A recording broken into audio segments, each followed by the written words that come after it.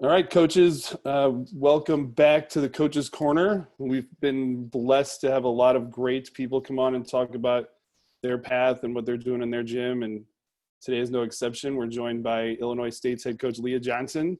Leah, how are you? I'm good, thank you. This is so fun. Uh, to help me out today, we got Kevin Dunn. Kevin, good morning. Hey guys, how's it going? I'm great. I'm fantastic. I'm excited. Leah, we want to get into some, hardcore volleyball stuff.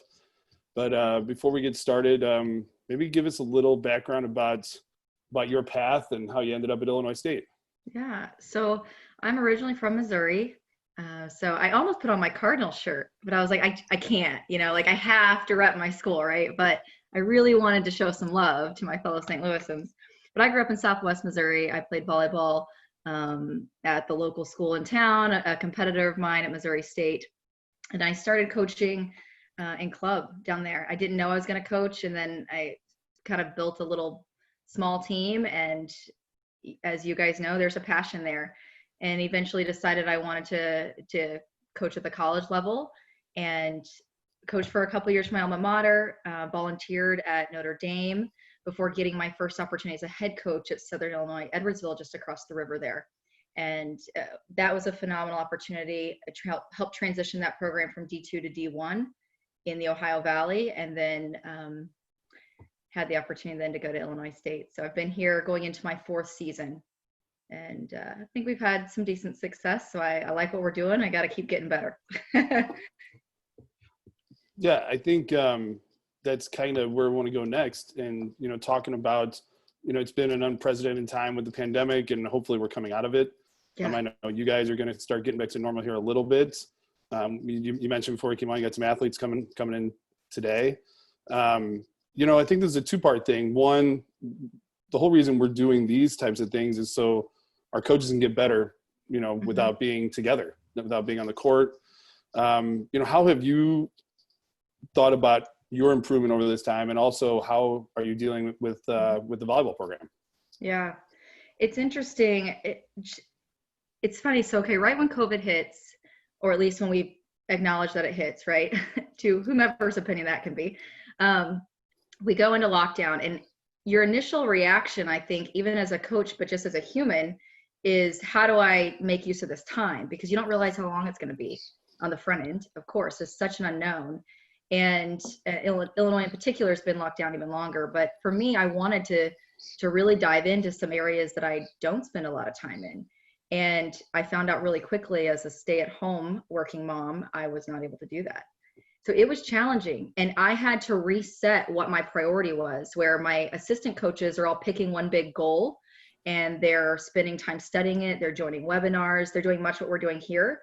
They each are reading a book. They're each studying a different way of training in their position, related position responsibilities. And I was trying to figure out how to teach kindergarten, and I'm really bad at it, it turns out. So it's interesting just for that self-growth. But if I can, talk about the team, that's where I was able to put the time I had. I separated about 4 hours each day to really dive in and just focus on the team and the future team, which is recruiting. And other than that, it was family for me. So we jumped in right out of the gate. And I think partially because our spring break was a little earlier than most, I had time to plan earlier. And so we met 4 days a week on Zoom each morning for 1 hour. And I don't do a lot of homework stuff with my team. Like what we do in person. And so 2 days a week, we said, okay, here's our goal. We're missing so much of this off time, but we can train our mind and we can train our eyes. So that's what we're going to do. That's what we can control. And we gave them those two foci points. So we did film twice a week as a team, and we get on and I say, okay, we got 15 minutes, and we're all just sitting there like the three of us are, and they're watching. I don't ask them to come prepared because I want to hear their initial thoughts. I want it to be this organic dialogue versus this prepared speech, because I think that it allows for a little more give and take. And then if they want to go back and work through it a little more, they can. But we would do film twice a week, and then twice a week we would do a podcast, and we'd have a discussion. And we do that as a team. We do it in small groups and breakout rooms. We watched a lot of TED Talks, and we picked a theme. So our first theme was about psychological safety. because here we are being spread apart, feeling so much on your own. How are you able to be vulnerable and still learn? Because as we know in our gym, you got to be vulnerable. You got to be willing to take risks. And just so different when it's physical risks versus mental risks or emotional risks. So we spent a lot of time talking about how we can become more psychologically safe in our space to be vulnerable with how we're growing. And then most recent with our current, climate of civil justice and injustice, we've been diving into that. And we meet on a regular basis to talk and learn and grow and educate ourselves so that we can be better humans and create a better humanity for ourselves. Leah, that's some really good stuff, and I'm glad that you were able to connect like that. I can't imagine going through that with usually seeing a team at least every day, sometimes twice a day, and then going through. I want to touch on you talked about being vulnerable. Is that something that you are trying to implement this spring, or is that something that you've kind of tried to create that space where they can be safe and feel vulnerable in that space a lot? That's common for us. And, growth is, we have 3 core values. So our core values are service, how you lead. To me, leadership is service. So we don't use the word leadership a ton outside of our leadership council, which is the group that meets with me every week, and that rotates. Everyone sits on that council at some point. But the big scope of leadership is service for us. Then we have tradition, and tradition is this, it's knowing your history, right? Even you just look at the climate now, we don't know our history. And we got to know our history as a program. We got to know the players that came through and worked hard and built tradition, built success, who's been to the NCAA tournaments before, who used to dominate the Missouri Valley. That's who we are, and that's who we want to be again and are becoming again. So we want to value tradition in a sense of like understanding the work it takes to be excellent and those who know and showed us how to do that over and over again. And then the last one is growth. And so, we talk about growth a ton because you can't grow unless you get real uncomfortable. And I know that is almost just cliche anymore, but being uncomfortable isn't just a physical space. It's not just, hitting line because you don't want to hit line.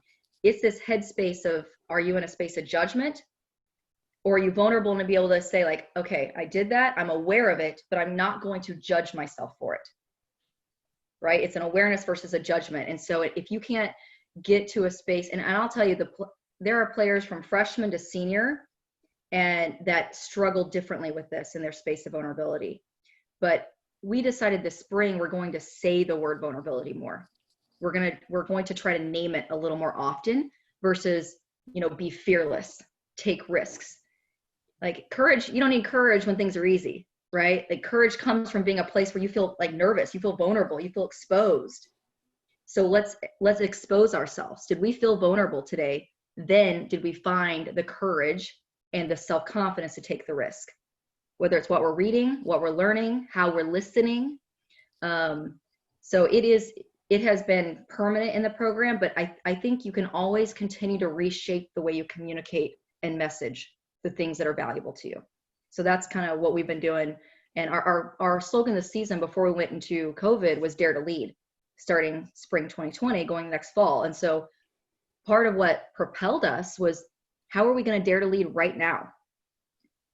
Some people are going to take outs. Are we? How are we vulnerable right now to still expose ourselves to growth? And so we've been spending a lot of time, and we're learning how to ask better questions. Because I don't know if you guys feel this way, or coaches, who might listen to this, you get on your team call and you have a topic and everyone just kind of waits to say their one thing and then they check the box like, I participated. I don't want freaking participation. I want engagement. And we participate a lot. I'm tired of it, right? Like I want you to engage and add value. So there's this space where we say, okay, I'm going to give you 2 people on this call. You're taking lead over this topic. Everyone else, it is question and listen. Not respond, question and listen. And they're learning to really sit and hear versus wait their turn and then be bummed when someone took the thing they wanted to participate with. I'm not sure if you guys have been going through that with your teams, but it's a thing. And so if you don't feel safe, you don't know how to really listen either, I don't know if I've got all over the place there, Kevin. No, Sorry.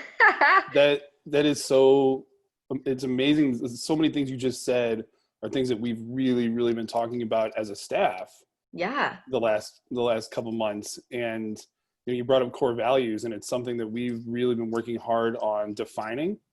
Awesome. I think that, we talk a lot about, you have a culture whether or not you define it or not, right? And 100. we've been really, really trying to get words on paper and make it real. I wanted to, so you went all over the place and you brought up so many Sorry. ideas. No, I My mean, head. no, it's great. Good. I think you mentioned earlier about, we're in the middle of a pandemic, which is, you have to figure so many things out to begin with when that happens.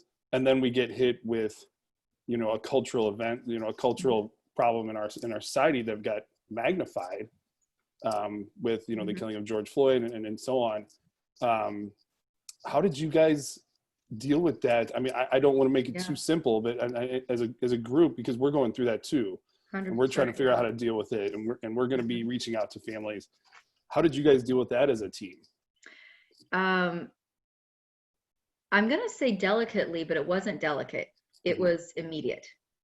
And I probably could have dealt with it quicker.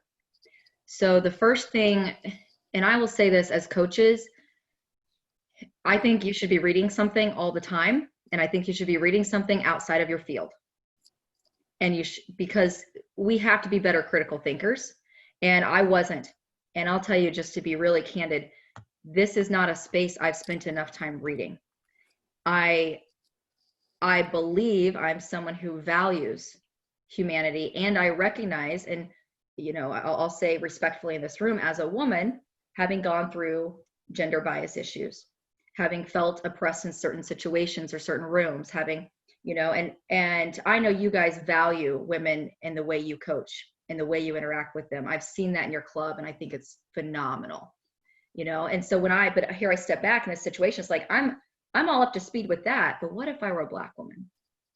And how do I be better equipped to support the Black women or women of color in my program or support staff in my program, right?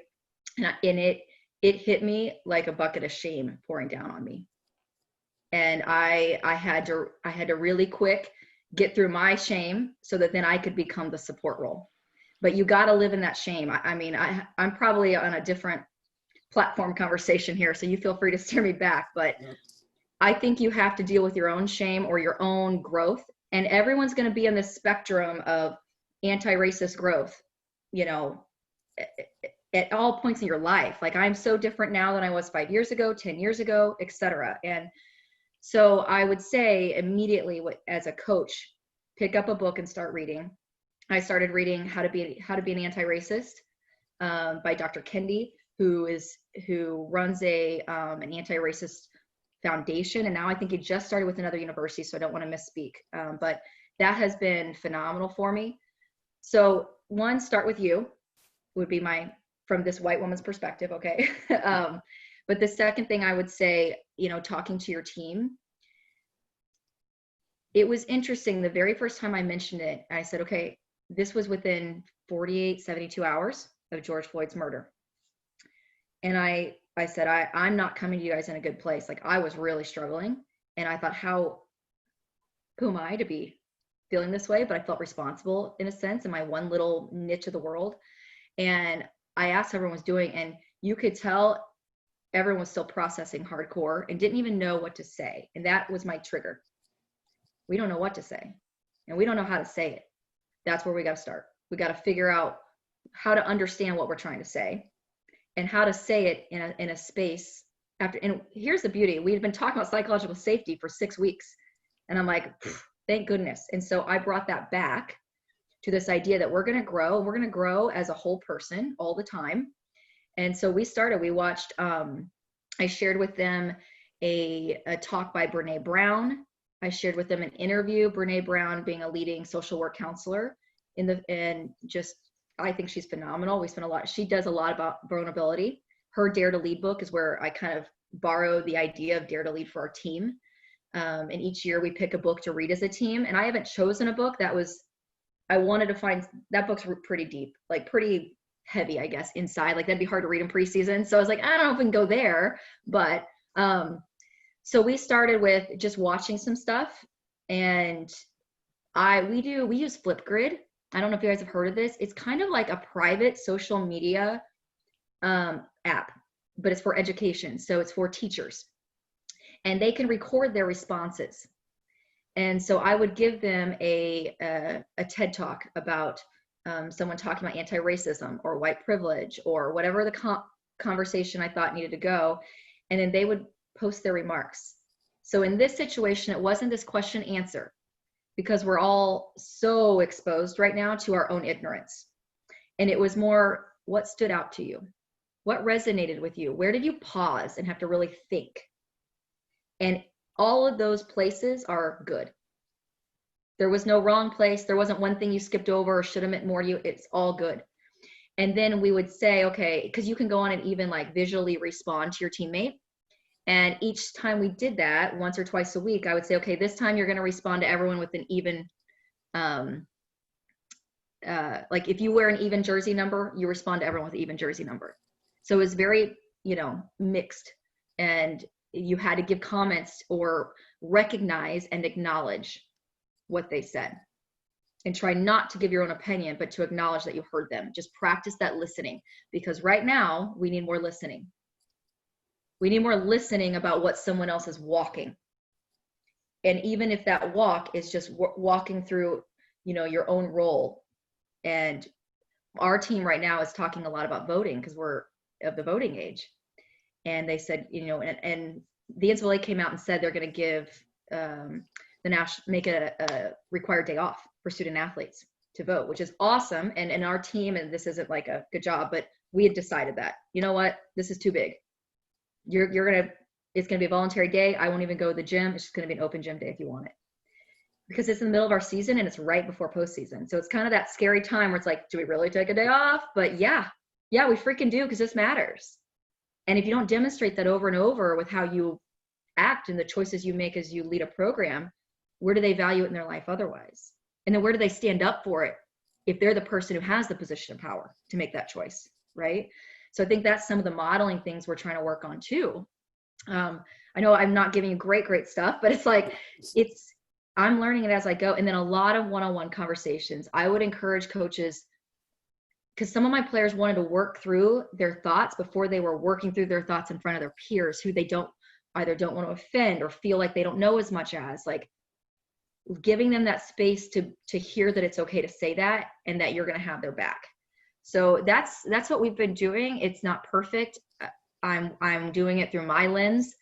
I think our players have embraced it, but I think it's the start. And now I realize, and I'm going to say this regretfully, okay? I'm being as vulnerable as I can, as humble as I can here. I should have been doing this all along. And we talk about diversity, we talk about inclusion, but we don't actively educate ourselves on it. Is the book I give them ever by a woman or ever by a person of color every year? When we show TED Talks, have I looked at the diversity I'm providing them of the speakers they're ingesting? That is so important. And for me not to have been even more intentional than I think I might be is shameful. But shame doesn't mean space of lack of confidence. It means acknowledge, move through, at least in my definition. I don't know. How did I help you out there? I don't know. That was really good. And I think that how fast you acted, I know you said you wanted to act a little bit sooner, but how fast you acted was really incredible, especially like you talked about having to be able to go through your own thoughts and feelings and then go.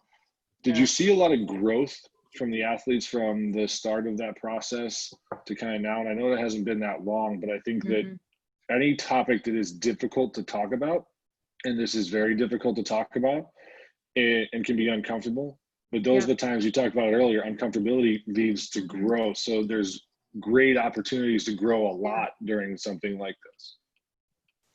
Yeah, I would say we're growing. We're in that, you always have that fast growth early and then you plateau. And I think that's true with anything, whether you're grappling with a new concept in school, a new play on the court, a new skill, a new personal habit building process, right? All that. You go through a quick growth and then you go through your slight scale back. And I think, this week our assignment was to watch one of 4 documentaries or docuseries, which I think, on Netflix.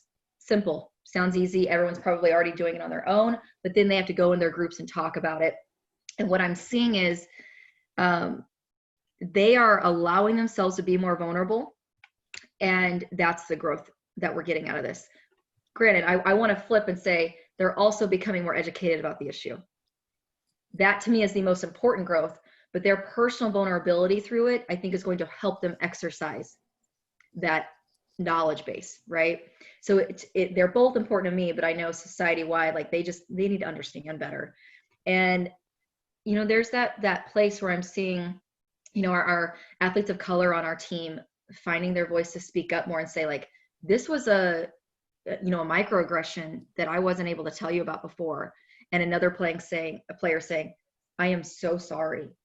I am so sorry. That is okay that is happening right now. And I think sometimes it's like, we worry that if I said it once, then I must always be this. And so we've been really seeing growth in this idea that, racism, okay, or put an ism out there, right, is an action. It doesn't have to be a state of who you are. Now, if you show that trend over and over, our habits are our image. But if you show, just like anything, a reconciliation and you grow, great. Just like we have players on our court all the time, you guys, right, who make an error and they're just a freaking mess. And it's like, you just want to go shake them. Their teammates are frustrated. I don't know what to do with her. I don't know how to talk to her. Yeah, you're right. Like, she is sucking the life out of us right now. But then when they grow through it, do we keep putting them in that box? That's the challenge. And sometimes we do. And as a coach, we do. It's like, oh, the minute they fall back into it, right?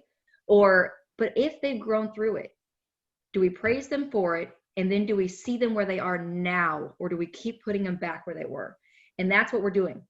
We're practicing that with something that is so difficult.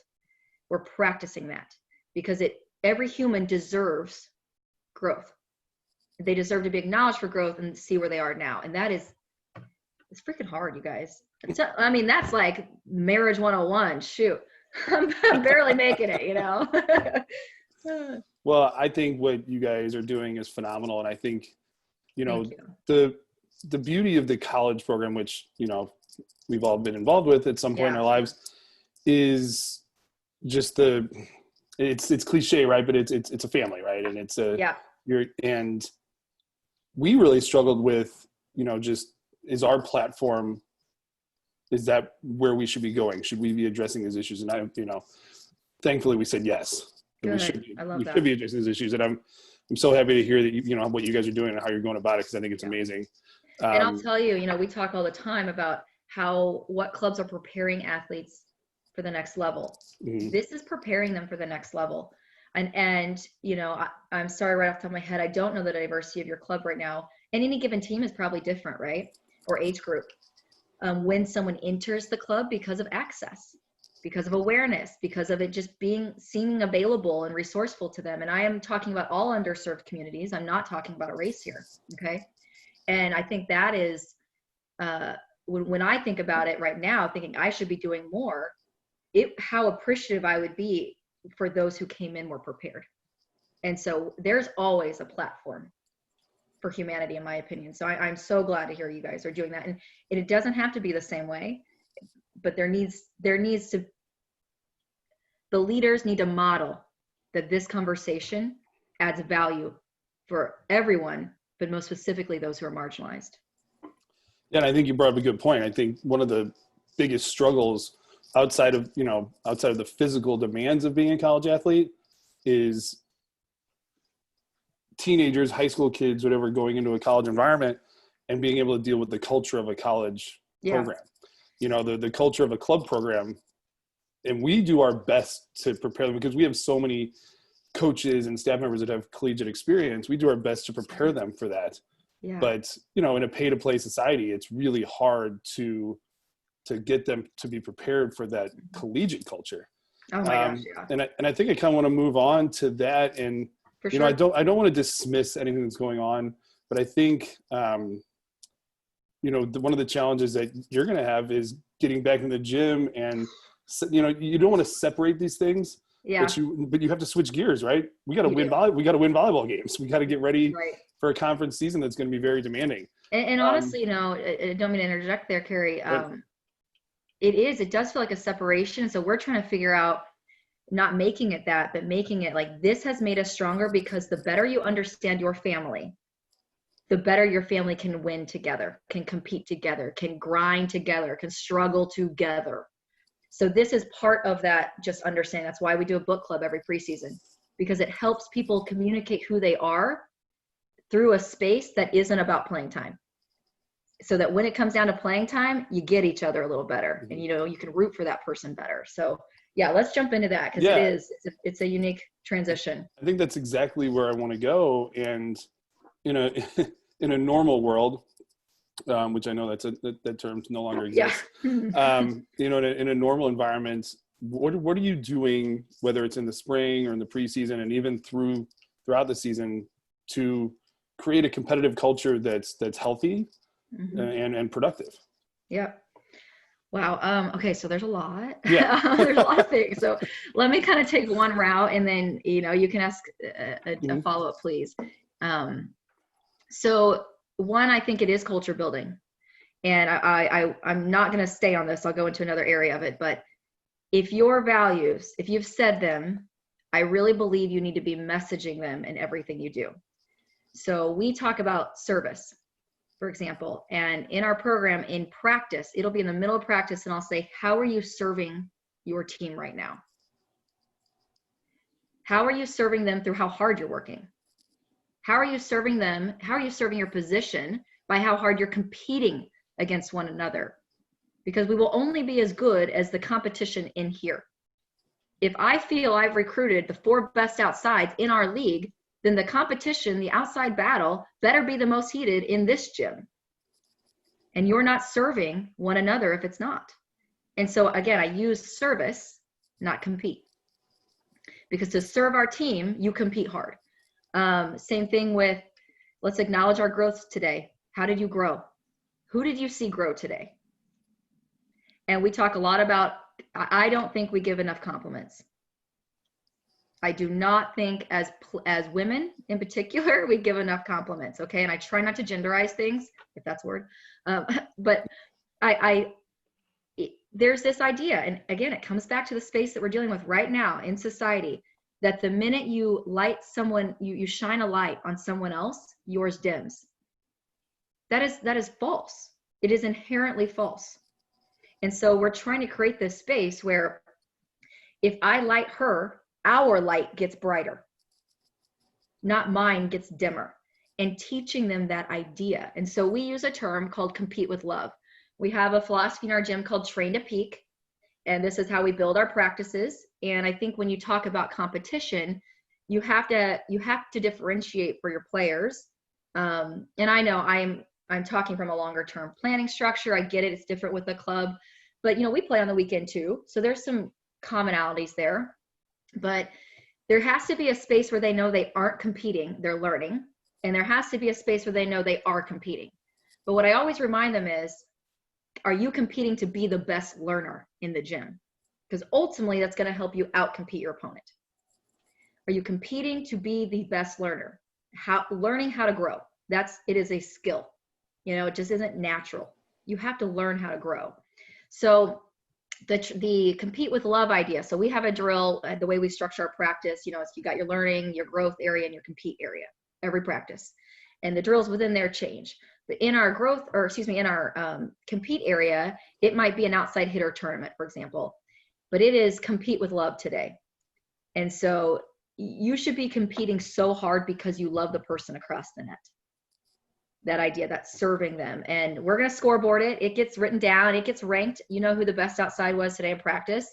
And we do that drill every Tuesday for every position. It might cross over into a Wednesday, but over 3 weeks, I know who my best outsides have been over this time. I know who the best middles were. They learn to be uncomfortable competing. They learn to see their name get ranked. They learn to normalize kind of knowing where they fit and accepting their role because they earned it in those environments. But compete with love at the end is, how did she challenge you competing today? What changes did she make you have to strategize in this competition? Because she did something that made you adjust. What was it? Let's acknowledge that, because she's serving you, etc. So that's one example of how we really value competition. But again, I think it always comes back to, can you tie it to your core values? Because core values should be actions. And tradition is one that I've been struggling with, like reconciling that, like what is that in action? And a lot of it is how we engage our alumni and how we actively acknowledge those who have helped us. I'm going to let Kevin go next, but I just want to say that what you're talking about, the example you gave, hey, we've got 4 outside hitters, the competition, how you make each other better, how you accept what's going on. That is, I think, the hardest thing for club athletes to learn going into a college environment. Without a doubt. I mean, you might have 3 outsides on a team, and you come to my gym, you're going to have 6 or 7, still only 2 spots. The open spots didn't change, we're still only 6 on the court. Like it is not easy. You're right. I like how that drill ties back into the vulnerability, because being ranked 5th is hard to see. Mm-hmm. But if you haven't talked about that, especially if you haven't talked about being vulnerable and things being tough, then it can be perceived as, she doesn't like me, or she doesn't like this. And I think that's something that's really important, that the conversations beforehand really help out with when you get to those places. One thing that stuck out to me that you were talking about was the train to peak. Mm-hmm. And I've never heard that term before, as far as practice planning and season planning goes. But can you talk a little bit about what that means and how you implement that? Yeah, absolutely. I'd love to. This is kind of our thing. So, I mean, we have a lot of things, but this is a thing that I think you would hear our players say and be able to explain to you what it is. I think that's important, that as a club, again, when you guys, and I'm only, kind of calling back to that a little bit because you've mentioned you're really trying to define your values. Like, I try to judge if I'm living my values in our program based on what I hear them say in like interviews or to a recruit. They're like, yeah, she mentioned that. I'm like, okay, so this is something they see us spending significant time on and valuing, right? So if growth is our value, then, we want to be growing. We don't want to just be great first. And it doesn't mean that great, like this year, Dare to Lead. So we've been the underdog for a couple of years. And now we've won a championship by regular season, and then we won a championship by conference tournament. So here we have 2 back-to-back types of conference championships in a row. What do we do? What's next for us? And now, can we be the one who's getting chased, not the one chasing? Can we operate with that mindset? Because that's different. There's a different pressure there, right? Sorry, I got back to another thing. But our train to peak isn't going to change, because we're going to start. So if we're starting here now, instead of like, we know who we're chasing, it league base, let's say, where do we train to peak from here? Because it's still how fast we grow, whether they can catch us.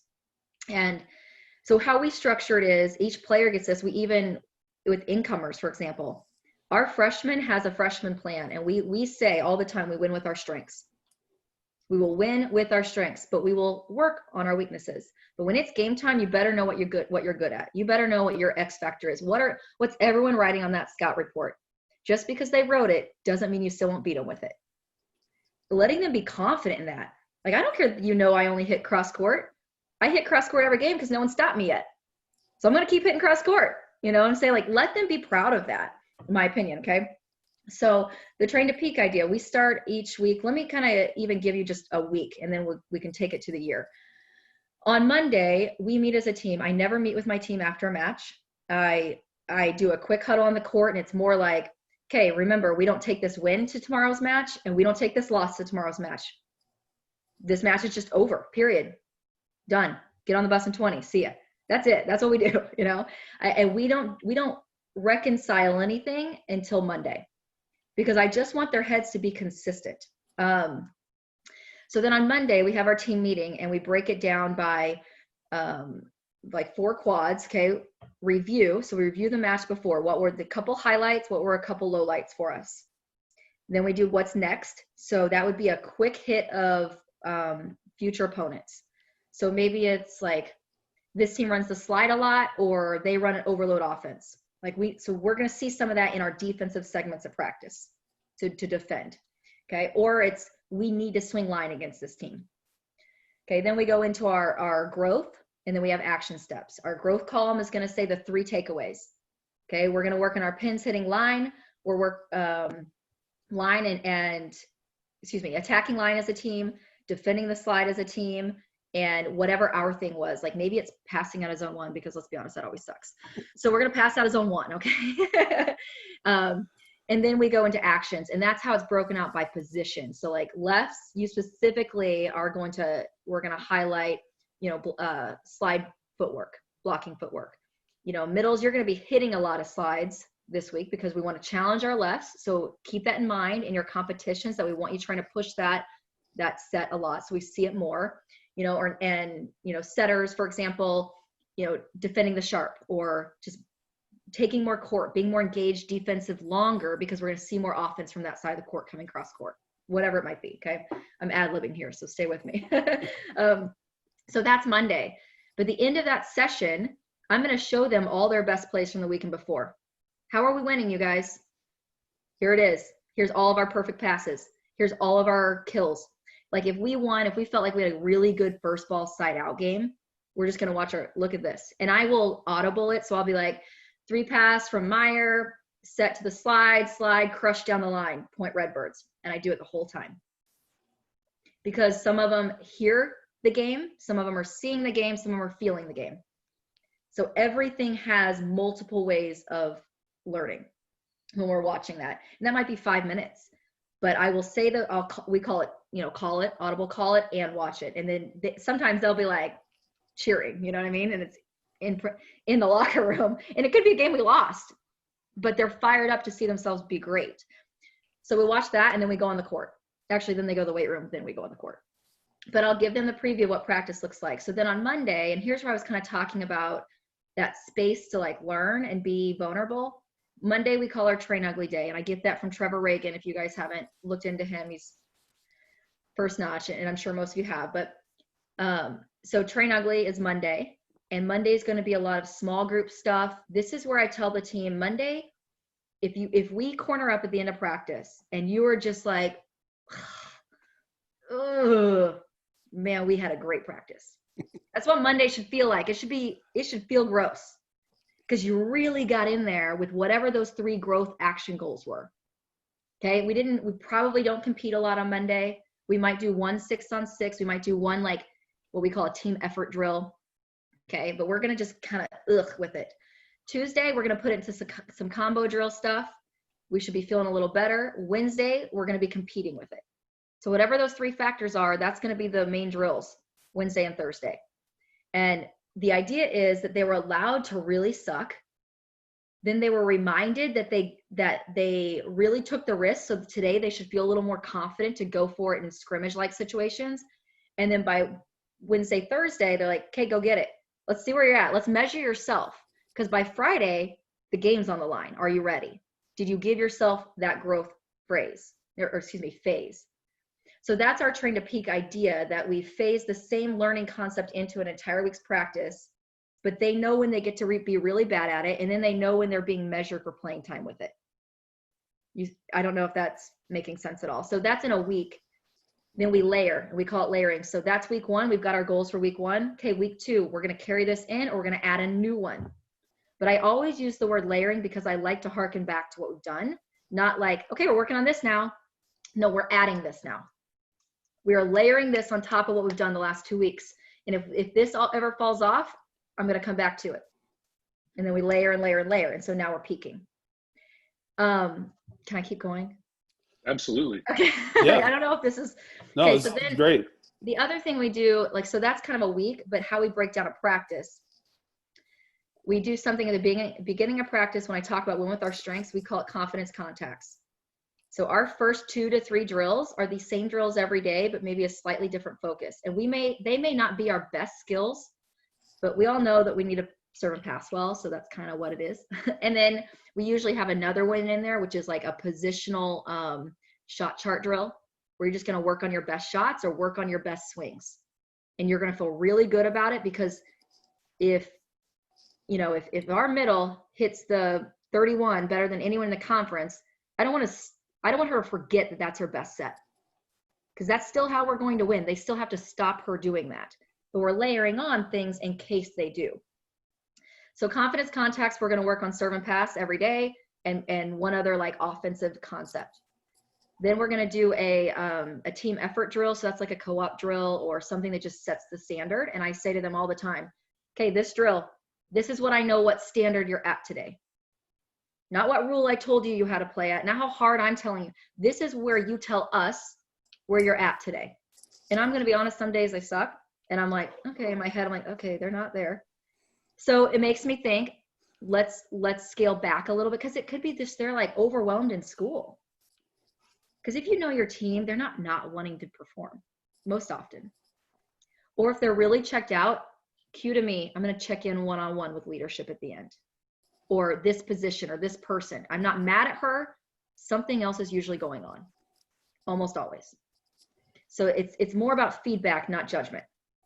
So our effort drill, then we go into our growth. And it's literally titled that, growth. Confidence contacts. We're going to do this every day, because when the game is the hardest, I say to them in timeouts, this is our confidence contacts. This is where we can't be broken. This is why we love this, because we're prepared. We may not be scoring on this shot, but that's not our confidence contacts. We can still win this game with our confidence. The contacts that bring us confidence. So that's why I do that. Then the growth is what we're working on that week. And then it's team competition. Whether that's a position tournament, the 6-on-6, something or other that's based on what we did in growth. Those are always tied together and through the practice. So I like predictability. Even those confidence contacts are the same drill, I'll change the focus. Like if it's serve receive, okay, we're going to serve all right shoulder of the passer today. So we're passing that really awful side of our body a lot. You know what I mean? Or we're only going to serve the passer's cross court, etc. Just to get different looks, but they're never thinking about the drill. They're only thinking about getting better or feeling confident. So that's kind of our train to peak idea. And, I think the team can explain it. I think it does help us layer our skills and not lose confidence in what we're good at when we're working on things we kind of suck at. There's plenty of those. Well, I want you to know that all this is amazing. And I just looked up to make sure I was recording, because I got a little scared that we missed all this stuff. But something you kind of touched on at the beginning about, the train ugly stuff, which we talk about a lot. Sure, we good. really the last couple of years have really spent a lot of time, and spending time, not just to make the coaches or the players comfortable with that, but really the coaches. Yeah. They were the hardest sell on this, because I think coaches want things to look good. In our gym, we got 10 courts. Man, I fall for that trap all the freaking time. I hate it. Yeah, they want other coaches to walk by and go, look how awesome that is. Mm-hmm. And there's I don't know what the word is, there's a ego to it, but there's also, we want the players to feel good too. We want them to walk out of the gym feeling good. I think if you were to give coaches advice on making yourself comfortable with training ugly, mm-hmm. To help your players feel comfortable, what would that be?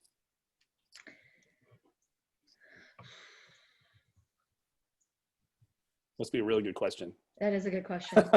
It is. And I think it's important, because I'll tell you, this is where I have to work with my coaches. And I think Mike would be comfortable with me, our newest assistant. He's like, that drill is bad. Like, I don't like that drill. And I was like, I really liked that drill. And he's like, what? And I said, yeah, I really like that drill. Like, we're not good at it yet.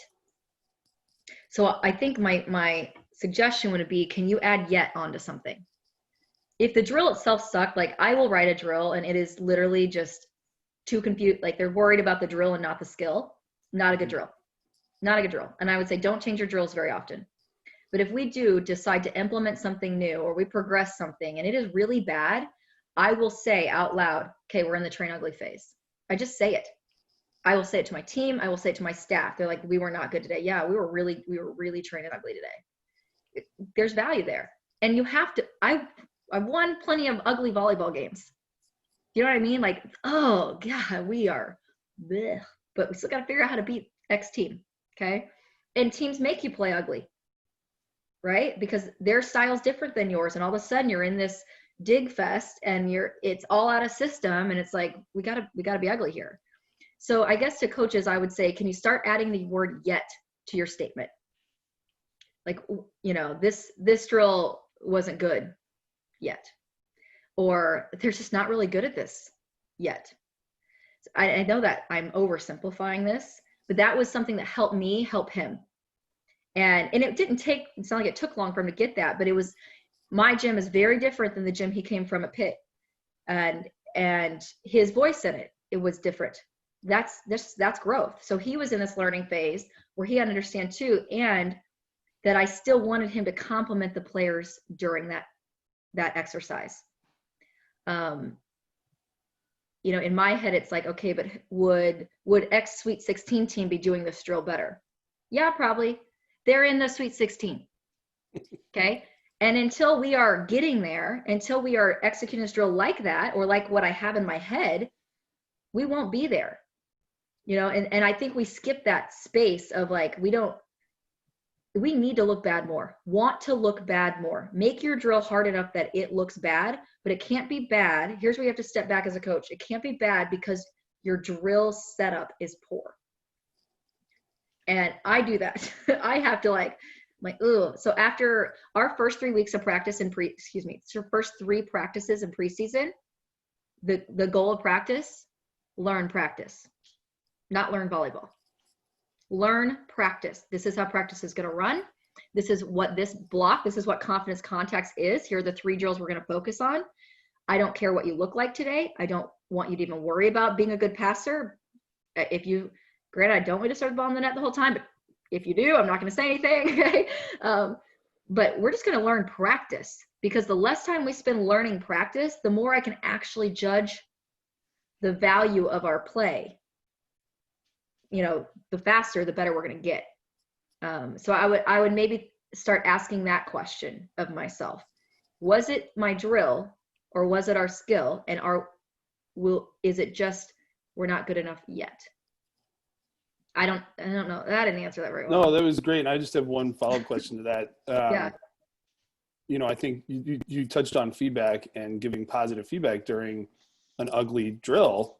You know, what are some of the things that you are focusing on giving feedback when either you know it's going to look bad, or you start realizing it's looking bad? Yeah. What's some of the feedback, the positive feedback you're giving during that time? Yeah. Sometimes the things we'll talk about is intent. And it's helping our players in their headspace distinguish between self-awareness and self-judgment. What was your intent with that swing? What was your intent with your feet to ball right there? Did you have good intent? So I'll ask them their judgment, like, was on a scale of 1 to 5, 5 being the best, rate your intent to execute good feet to ball, not execute feet to ball. That's what I'm getting judgment on. And if they're like, you know, I got to thinking about my first contact, if it's a pass to attack drill. I'm like, okay, remember this drill, the 3, and I write it on the board, the 3 foci points are feet to ball, et cetera, right? So we're the only space we should be right now is with those intents. And we're only being aware of our intention, not our execution. So we also do a yes/no thing. Like I stand at the end of the line if we're repping some stuff out, for example, and I'll just say, okay, when you come back through, yes or no with your intent, not your execution. So the drill could look like total shit. I don't even know, because I'm not paying attention to the drill. I'm getting in there, I'm getting feedback about their headspace. And then now all of a sudden they're like, they want to come back and say yes. And if I can tell this person isn't getting it, I'm like, yes, and then I just listen. Okay, good. Now, are you judging yourself, or are you aware of yourself? Which one are you? And she's like, I don't know why. Oh, that sounds like a judgment. What's our awareness there?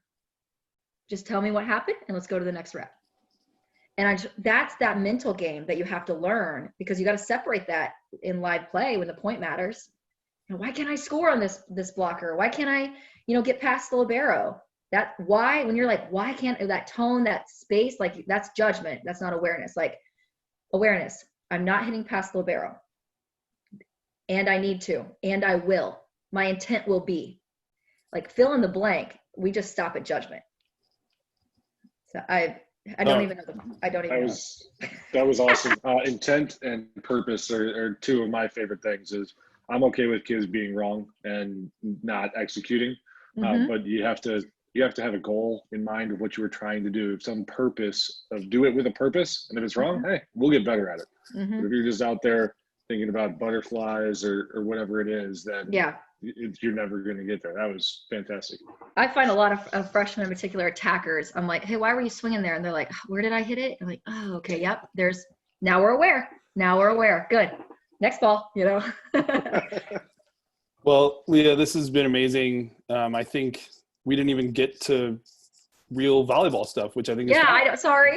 No, I mean, I think it's fine. I think it's what we need right now, but yeah, I think sometime soon we need to get you back on here and talk about volleyball, talk about actually let's do. volleyball. I mean, we can circle back anytime. I love that. I know we had some other things to chat about maybe, so. No, it was great. I really appreciate you taking the time. I know you just started a really busy time for yourself this week on top of whatever else is going on. So good luck with everything. Can't wait to see you soon.